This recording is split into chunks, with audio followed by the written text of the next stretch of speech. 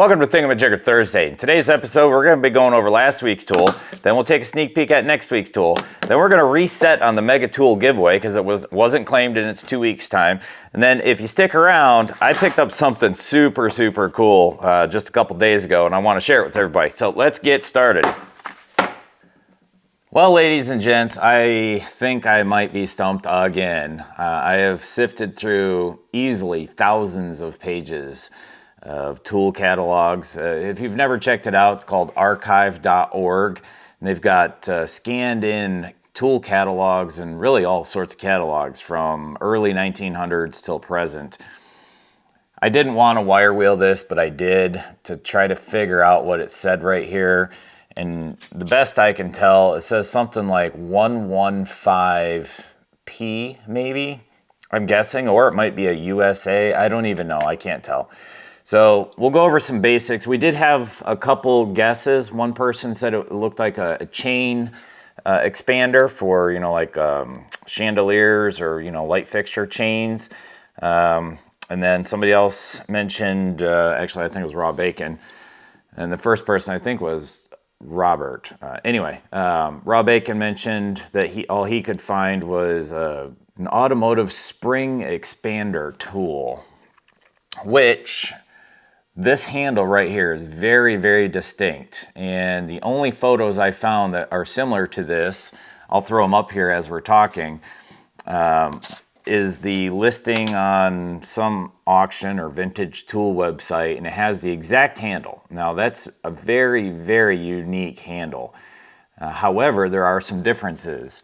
So if you look at the photo here, you'll see that the tips on these look way different than the tips on the ones in the photo. Also, this one has a spring right here and that one doesn't. The rivet is different on this pair than that pair. Some other key features, it's definitely cast. You can see the casting line and marks. This one, it's kind of ground down a little bit right here. So it was definitely cast. It's definitely older. I don't know how old. I can't find anything specific. So I spent hours and hours researching chain pliers, chain expansion pliers, and I want to say that they look more like chain pliers. So I'll throw a couple photos up here of different light fixture chain pliers, and this would definitely do the trick. However, I've never seen a pair of chain pliers that doesn't have a way to close the chain loop or chain link. So you would use this end to spread open the chain link, but then every other chain link pliers, like these ones here, have some notches in the grip area where you can reclose the chain links. So I don't think it's for that. They do look very similar, but I don't think that's what it's for. You would think that having this on the handle is for a reason. It's very unique. I can't imagine making a tool, going through the effort of changing the cast from a simple handle like this to something like this without a purpose. I have seen photos of gas or plumbing pipe pliers of some sort. They have an end like this, so either it's for scraping or turning or maybe swedging. I really don't know. So if anybody out there has any better ideas, I'd love to hear them.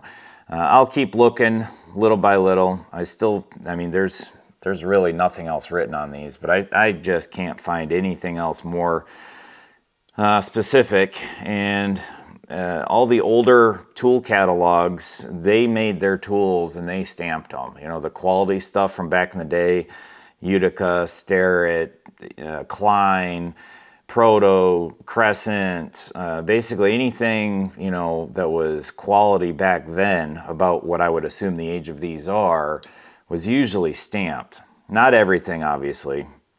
And who knows, maybe what I see here, what's left of that stamp, it might even be N5 something. N5P, N5J, and who knows, that might just be an owner marking. So that's where I'm at with these. I feel really crappy.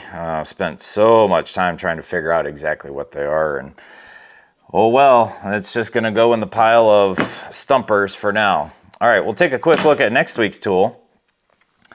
It's a neat looking little gadget here. I'm going to cover up, there is a name on it, but I'll cover that up. But They just expand and contract. They're spring-loaded. And they got a little serration on the jaw there. Pretty nifty. They're heavy too. That's almost, I'd say almost 1/4 inch thick. Not quite. Let's see. Just under 1/4 inch. Maybe like 3/16 inch thick steel. It's pretty solid. So whatever it is, if you got any guesses on what that's for, go ahead and throw it in the comments section. And we'll get to this guy next week. I'm pretty sure I'll be able to figure out what that one is. Honestly, I don't even know yet. I haven't even looked it up. But all right, so that's next week. All right, now on to the tool giveaway portion of it. We're going to reset this guy. Fred, sorry you lost out, waited too long. So all the tools that were in here from last week, those are going to go back in the tool giveaway.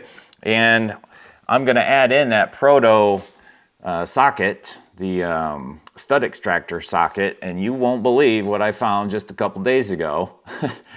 A newer one, or at least a cleaner one. However, it's missing the pieces on the inside. I haven't even tried to open it yet, but I know they're not in there. I can see right through it, but yeah, really freaking cool. But I'll add in this one to the tool giveaway. For those that don't know, this is a Proto stud extractor socket complete set. And you can check out the video from, what was it, a week ago, 2 weeks ago, if you want to see how that works. But this will get added into the tool giveaway. And we will have this next Thursday. The tool giveaway drawing will be next Thursday. Check the description box for the details on that. And now on to something really, really, really cool. I can't believe I found this. It was actually at the same place that I found the Proto socket.